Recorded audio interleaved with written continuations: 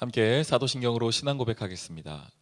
전능하사 천지를 만드신 하나님 아버지를 내가 믿사오며 그 외아들 우리 주 예수 그리스도를 믿사오니 이는 성령으로 잉태하사 동정녀 마리아에게 나시고 본디오 빌라도에게 고난을 받으사 십자가에 못 박혀 죽으시고 장사한 지 사흘 만에 죽은 자 가운데서 다시 살아나시며 하늘에 오르사 전능하신 하나님 우편에 앉아 계시다가 저리로서 산 자와 죽은 자를 심판하러 오시리라.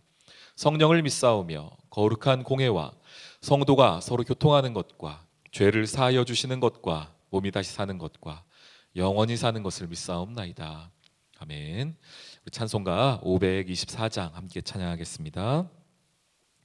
갈 길을 밝히 보이시니 주 앞에 빨리 나갑시다.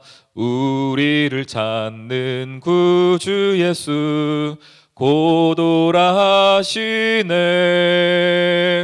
죄악 벗은 우리 영혼은 기뻐 뛰며 주를 보겠네.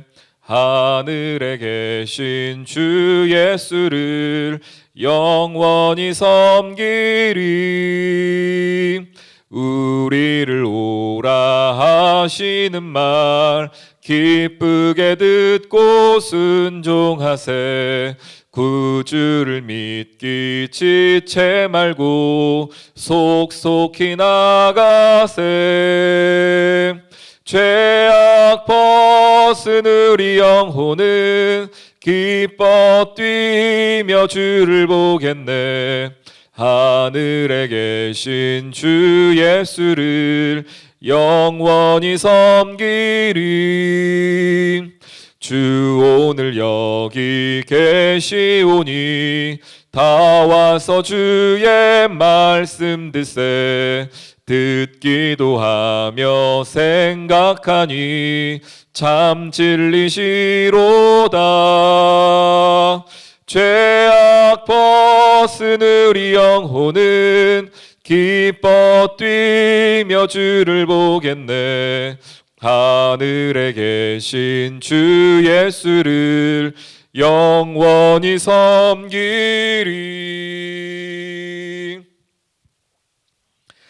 오늘 골로새서 2장 말씀 함께 보겠습니다. 우리 6절로 19절까지의 말씀 함께 보겠습니다. 그러므로 너희가 그리스도 예수를 주로 받았으니 그 안에서 행하되 그 안에 뿌리를 박으며 세움을 받아 교훈을 받은 대로 믿음에 굳게 서서 감사함을 넘치게 하라. 누가 철학과 헛된 속임수로 너희를 사로잡을까 주의하라. 이것은 사람의 전통과 세상의 초등 학문을 따름이요 그리스도를 따름이 아니니라. 그 안에는 신성의 충만이 육체로 거하시고 너희도 그 안에서 충만하여졌으니 그는 모든 통치자와 권세의 머리시라. 또 그 안에서 너희가 손으로 하지 아니한 할례를 받았으니 곧 육의 몸을 벗는 것이요 그리스도의 할례니라. 너희가 세례로 그리스도와 함께 장사되고 또 죽은 자들 가운데서 그를 일으키신 하나님의 역사를 믿음으로 말미암아 그 안에서 함께 일으키심을 받았느니라. 또 범죄와 육체의 무할례로 죽었던 너희를 하나님이 그와 함께 살리시고 우리의 모든 죄를 사하시고 우리를 거스르고 불리하게 하는 법조문으로 쓴 증서를 지우시고 제하여 버리사 십자가에 못 박으시고 통치자들과 권세들을 무력화하여 드러내어 구경거리로 삼으시고 십자가로 그들을 이기셨느니라. 그러므로 먹고 마시는 것과 절기나 초하루나 안식일을 이유로 누구든지 너희를 비판하지 못하게 하라. 이것들은 장래일의 그림자이나 몸은 그리스도의 것이니라. 아무도 꾸며낸 겸손과 천사 숭배를 이유로 너희를 정죄하지 못하게 하라. 그가 그 본 것에 의지하여 그 육신의 생각을 따라 헛되이 과장하고 머리를 붙들지 아니하는지라. 온몸이 머리로 말미암아 마디와 힘줄로 공급함을 받고 연합하여 하나님이 자라게 하심으로 자라느니라. 아멘. 오늘 골로새서 2장 말씀에서는 예수를 주로 받은 사람들이 어떻게 행하여야 할 것인가를 말해주고 있습니다. 먼저 이렇게 6절에 선언하지요. 그러므로 너희가 그리스도 예수를 주로 받았으니 그 안에서 행하되. 그리스도 예수를 주로 받는다는 것은 무엇입니까? 복음을 받았으니. 복음 가운데의 삶을 살아가고 있으니 예수 그리스도를 믿으니 이렇게 바꿔도 전혀 이상하지 않을 것입니다. 그리스도 예수를 주로 받은 사람들은 어떻게 행하여야 하는가? 그 안에서 행하여야 한다. 삶의 테두리가 정해지는 것입니다. 예수를 믿는 사람들은 자신의 생각이나 자신의 능력이나 자신의 배움, 경험이 아니라 예수 그리스도 안에서 행하여야 한다라는 어떤 커다란 괄호를 쳤다고 할까요? 성도의 삶은 이러한 커다란 괄호가 있는 것이 이 안에서 행하는 것입니다.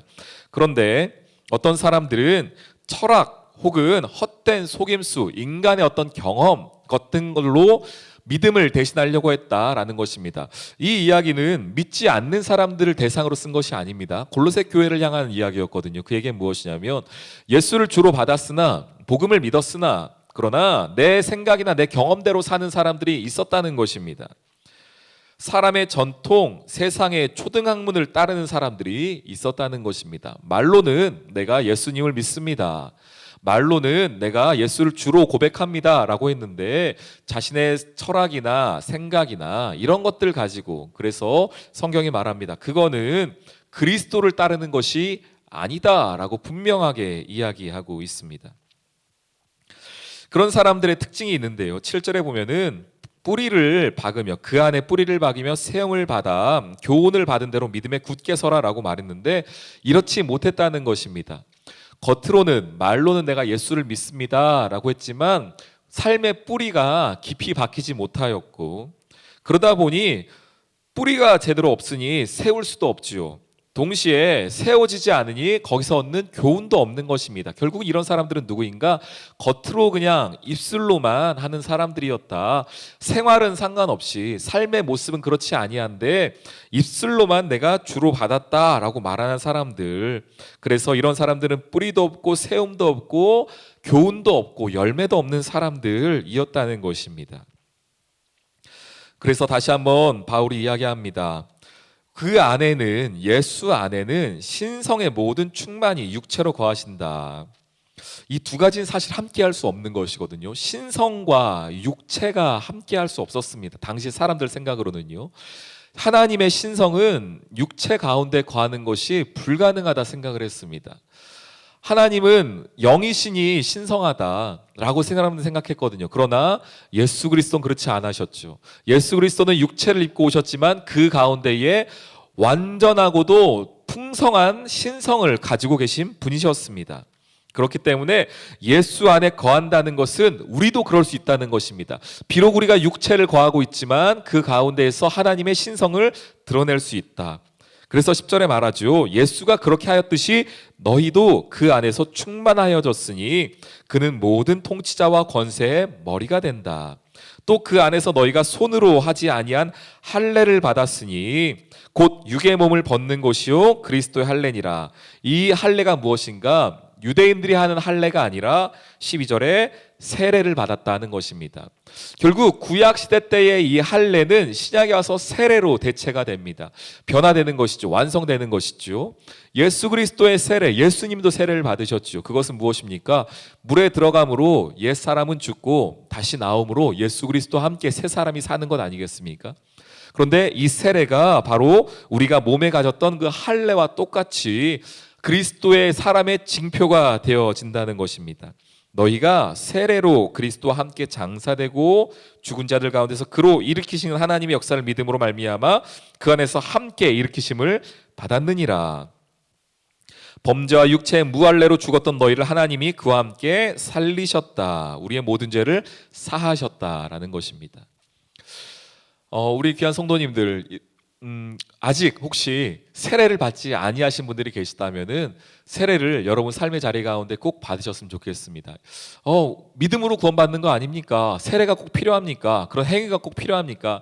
예, 그 행위 때문에 구원받는 것은 아닙니다. 세례가 구원을 주는 것은 아닙니다. 분명합니다. 우리의 구원은 예수 그리스도를 믿는 그 믿음으로 우리가 얻는 것입니다. 그러나 세례의 유익이 있습니다. 성도로서 갖는 커다란 유익이 있습니다.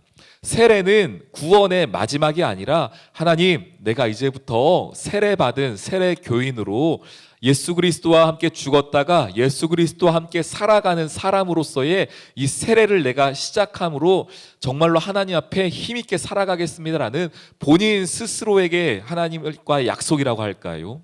또한 세례, 우리 지금 교회에서 세례를 할 때 보면은 많은 성도들 앞에서 함께 하지 않습니까? 그것은 많은 증인들 앞에서 내 믿음을 고백하는 것이기도 합니다. 그렇기에 여러분들에게 세례에 큰 유익이 있습니다. 아직 혹시 세례를 받지 않으셨다면 세례를 꼭 받으셨으면 좋겠습니다.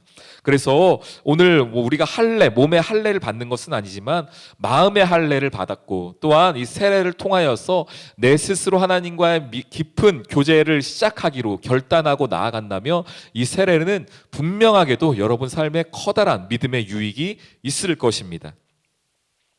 그래서 말합니다. 16절에 보면은 그러므로 먹고 마시는 것, 절기, 초하루, 안식일, 이것들은 인간의 어떤 율법적인 부분들이 절대 너희를 어렵게 하지 못한다. 그래서 누구든지 이런 것들로 너희를 비판하지 못하게 해라. 이런 것들 가운데서 너희가 흔들리지 말아라 라고 분명히 이야기합니다. 예수를 믿는 것은 분명하게도 예수 그리스도를 향한 믿음의 고백이며 나와 하나님과의 관계입니다. 그러나 세상 사람들은 이런 것들을 찾고 싶어해요. 안식일에 내가 예배를 드림으로, 제사를 드림으로, 이런 것들이 나를 편안해 주게 합니다. 그러나 성경은 말합니다. 그런 것들은 헛된 속임수다, 철학이다, 세상에서 말미암은 것이다, 세상의 전통이다, 사람의 전통이다, 세상의 초등학문이다. 그런 것들을 따르는 것은 그리스도를 따르는 것이 아니다, 분명히 이야기합니다. 우리 귀한 성도님들, 오늘 이 하루 예수 그리스도만 따르는 여러분 되기를 소망합니다.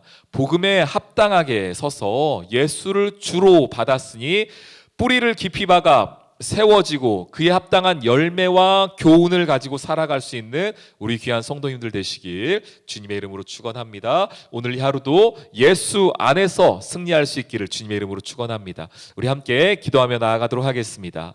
하나님, 오늘 그리스도 안에서 새로운 사람, 새로운 삶이 시작되게 하여 주시옵소서. 우리 나라 민족을 위하여서, 교회를 위하여서 우리 함께 기도하며 나아갑니다. 하나님 감사합니다. 오늘 하루를 시작하며 우리가 예수 안에서 힘있게 살아가게 도와주시고 예수를 통하여서 새로운 삶, 새로운 사람이 되었으니 그에 합당한 뿌리를 내리고 그에 합당한 세움을 받아 교훈을 가지고 살아가는 저들 될 수 있도록 인도하여 주시옵소서. 오늘 하루의 삶의 자리 가운데 성령의 동행하여 주시고 역사하여 주시옵소서.